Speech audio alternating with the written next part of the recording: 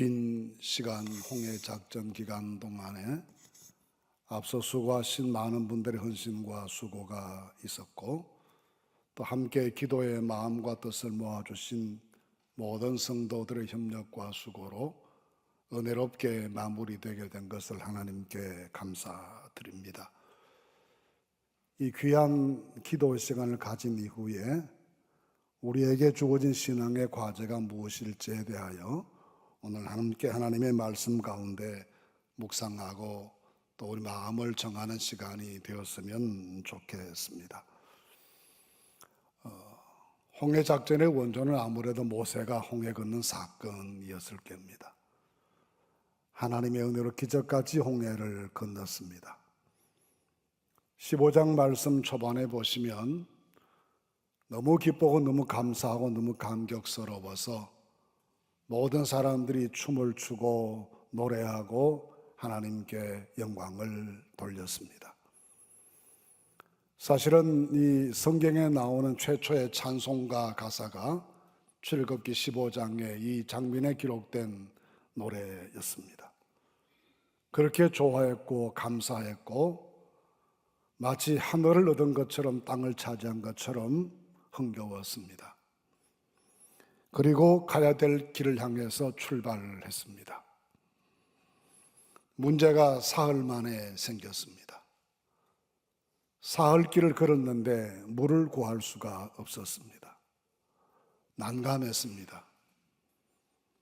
어디에서나 물이 없이는 사람이 생존할 수가 없지만 이 광야 사막길에서 물이 없이 버틴다는 것은 불가능한 일이었습니다. 물론 출발하기 전에 이런 일이 있을 것을 예상했을 겁니다. 광야에 나가면 사막인데 물이 없을 것이니 미리 준비하자 해서 나름대로 가져갈 수 있을 만큼의 물을 준비해서 떠났을 것으로 봅니다. 한껏 준비하고 최대한으로 준비했지만 그 준비한 것은 사흘을 버티지 못했습니다. 모두가 힘들었습니다. 그런데 어디에서 샘을 찾았다는 소식이 들려왔습니다. 그 소식에 얼마나 환호했겠습니까?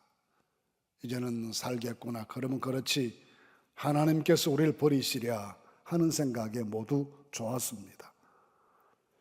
좋은 것은 잠시였고 그 물이 마시지 못할 쓴물이라는 것이 알려지게 되자 더욱 비명소리가 커졌습니다. 백성들이 모세를 향해서 원망하기 시작하고, 어째서 우리를 물도 구할 수 없는 이곳으로 이끌어와서 우리를 여기에서 목이 말라 죽게 하느냐고 거칠게 항의하는 사태가 생겼습니다. 이런 상황에 직면한 모세가 하나님께 간절히 다시 기도하게 됐습니다. 오늘 말씀에 보시면 모세가 여호와께 부르짖었다라고 했습니다. 다시 부르짖어 기도하는 모세를 하나님께서 불쌍히 여기셨습니다. 그리고 한 나무를 가리키시면서 이 나무 가지를 꺾어 물에 던지라고 하셨습니다. 모세는 그 말씀대로 순종했더니 그 마시지 못할 쓴물이 단물로 바뀌어 모든 백성들이 갈증을 해소하고 다시 갈 길을 간 다음에 엘림이라는 곳에 도착했는데 70종려나무와 물샘 12이 있는 곳에 도착해서 피곤하고 곤비한 그들의 일행들 모두가 만족하게 쉴 수 있게 되었다라는 내용이 오늘 읽은 말씀입니다. 우리는 여기에서 귀중한 하나님께서 우리에게 들려주시는 말씀을 들어야 합니다. 모든 삶의 과정 속에 감격스러운 순간이 있는가 하면 항상 그렇게 감격스러운 순간만 있지는 않습니다. 기도하고 하나님의 기적을 체험하고 자신감과 용기를 가득 차고 그렇게 진행했지만 사흘 뒤에 찾아온 현실은 마시지 못할 물 때문에 고통당하고 서로를 비방하고 서로에게 상처를 주는 말들을 주고받는 이런 결과가 찾아왔습니다. 한 개인의 인생사도 마찬가지고 나라 일도 마찬가지고 또 교회 공동체에 가는 길도 마찬가지입니다. 감격스러운 순간이 있습니다. 그러나 마라의 현장을 만날 때도 있습니다. 그런데 백성들은 모세를 향해서 어떻게 이런 길로 우리를 이끌어 왔느냐고 불평하지만 사실 이곳을 지나가는 것은 피할 수 없는 과정이었습니다. 이곳을 지나가지 않으면 광야길로 통해서 가나안으로 갈 수 있는 방법이 없었습니다. 이미 그들 스스로가 바로 북진해서 가나안 땅 들어가는 좋은 길을 스스로 던져버렸기 때문에 이제는 이 길로 지나가야만 합니다. 어쩔 수 없이 필연적으로 여기에 도착하지 않을 수가 없었고 여기에서 진을 치지 않을 수 없는 상황이었습니다. 때때로는 그렇게 어쩔 수 없이 직면해야 될 상황이 있습니다. 그 상황이 고통스러운 마라일 때가 있다는 것입니다. 이럴 때 어떻게 해야 하겠습니까? 24절 말씀에 보시면 백성이 모세에게 원망했다라고 했습니다. 사실 모세로서는 좀 억울한 측면이 많습니다. 자기의 지시대로 가데스 바네아에서 바로 헤본으로 올라갔더라면 이 길로 오지 않아야 될 터인데 그렇게 모두가 아우성을 치고 반대하는 바람에 하나님의 책망을 받고 이곳으로 오지 않을 수 없어서 왔습니다.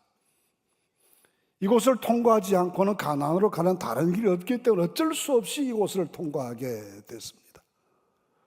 그런데도 모든 사람들은 다 모세만 원망합니다.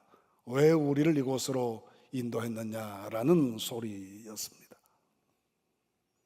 퍽이나 억울할 수밖에 없는 일이고 백성들에 대해서 분노가 터뜨려질 수 있는 상황입니다. 사실 이곳은 홍해 해변가에 위치해 있는 지역입니다. 그리고 근처에는 화산지대 영향으로 온천이 아주 많습니다. 이곳에 물이 쓴 물이었다라는 것에 대해서 학자들은 그렇게 두 가지로 해석을 해봅니다. 바닷물이 스며들었을 것이다. 그래서 마시지 못할 물이었다라고 보기도 하고 근처에 땅 육지에서 바다로 흘러가는 모든 흘러 들어가는 물들을 보면 다 온천수들, 뜨거운 온천수들인데 그 영향으로 마시지 못할 물이 이 우물 속에 스며들었다라고 보기도 합니다. 이게 무슨 모세의 책임이겠습니까? 원래부터 있던 우물이고 원래부터 그런 우물이었습니다.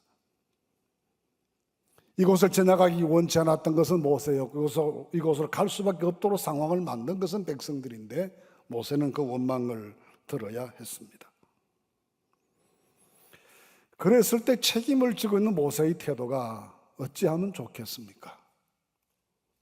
속 시원하게 이게 다 누구 탓이냐 하고 호통을 치고 속마음을 드러내고 얼굴을 붉히면 문제가 해결되는 겁니까? 그러면 되겠습니까? 그렇게 해서 문제 해결된다면 너무나 쉽고 간단한 일이죠. 모세는 그렇게 하지 않습니다. 내가 원래 이 길로 오기 싫어서 가데스 바네아에서 바로 가자고 얼마나 말을 많이 했냐는 말도 입 밖에 담지 않습니다. 단지 하나님께 기도할 뿐입니다. 때로는 많은 말이 필요할 때가 있습니다. 그건 복음 전할 때입니다. 어렵고 혼란스럽고 생각이 많을 때에는 하나님께 기도해야 될 때입니다. 이것이 우리의 방법이고 하나님이 정하신 방법입니다. 우리가 홍해 작전이 끝나고 그렇게 유쾌하지 못한 상황에서 있습니다. 청빙 과정이 다시 어려워졌습니다. 말을 많이 하면 되겠습니까? 그럼 해결책이 나옵니까? 누구를 원망하면 답이 나옵니까? 모두 말을 줄이고 기도해야 될 때입니다. 정말 기도해야 될 때입니다.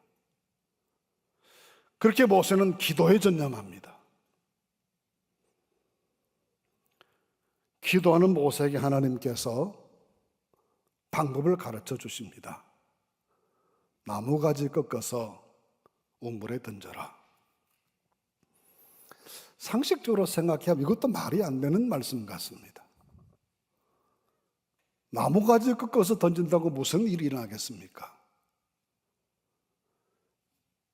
1900년대 초에 고고학자들이 이곳을 지나가면서 이 마라 인근에 있는 모든 나무들을 다 조사해 봤습니다. 식물 조사를 한 거죠. 어떤 나무가지를 꺾어서 이 바닷물에 던지면 또 온천수 같은 데 집어넣으면 화학작용을 일으켜서 좋은 물로 만들어주는 그런 나무가 이 근처에 서식하는가, 아무리 살펴봐도 없었습니다. 나무 가지가 물 고치는 약 아닙니다. 예수님께서는 앞을 보지 못하는 사람에게 진흙이겨서 눈에 발라주시고 실로암 모세가 씻으라 하셨습니다. 씻었더니 깨끗하게 나았습니다. 그럼 진흙이 약입니까? 실로암 모세 물이 약입니까? 제가 이스라엘 젊어서 공부할 때 한번 그런 적이 있습니다. 미국에서 성지순례 오신 분 중에 한 분이 실로암 못에 가시더니 막 그 물로 눈을 씻었습니다. 눈이 침침하고 잘 안 보여서 그렇다고 했습니다. 그 다음날 아침 눈이 이렇게 부어가지고 나타났습니다.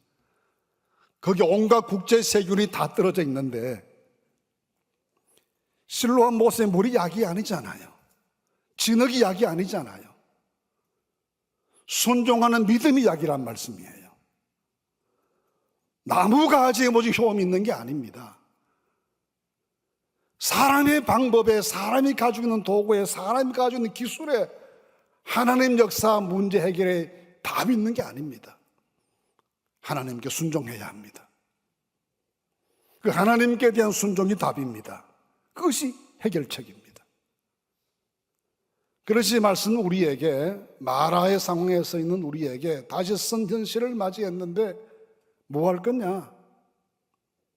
말 많이 하지 말고 기도하라는 것이고, 사람 생각 고집하지 말고 하나님께 순종하라는 것입니다. 그랬더니 선물이 단물되었고, 그랬더니 그 공동체 하나님 인도하셔서 엘림으로 인도하셔서 만족할 수 있는 결과를 누리게 해주셨습니다.